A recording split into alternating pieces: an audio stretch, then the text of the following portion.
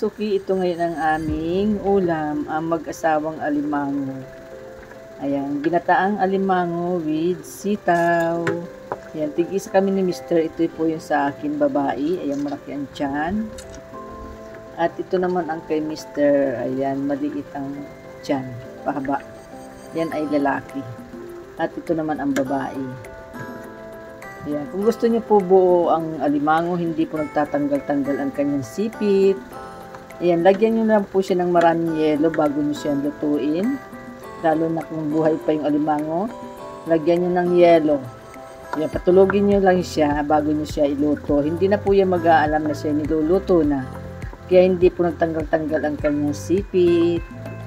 Ayan, kailangan natin kumain paminsan-minsan ng alimango. Dahil malamig ang panahon ngayon, masarap ang ginataan. Ayan, hintay na lang natin siyang maluto, mga suki. Ayan, relax muna ang ating alimango habang hindi pa siya naluluto. Ayan. Ayan, marami pong sabaw para lutong-luto po siya para hindi sumakit ang ating tiyan pag hilaw yung ating alimango.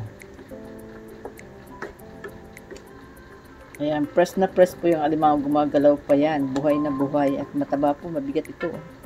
Ayan, kalahating kilo po yan. Ang bili ko lang po yan ay 175 ang kalahati.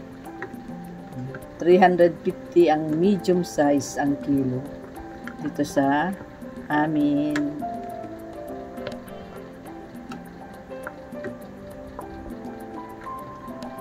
Ayan, no? Sarap. Ayan, luto na siya mga suki. Pwede na natin siyang ahunin. Ayan, napakasarap na. Ito na mga suki ang aking vlog for today. Ayan po ang aking ginataang alimango. Maraming salamat po sa lahat ng mga nanood. God bless po. Bye-bye. Ingat po kayo. Kain na po tayo.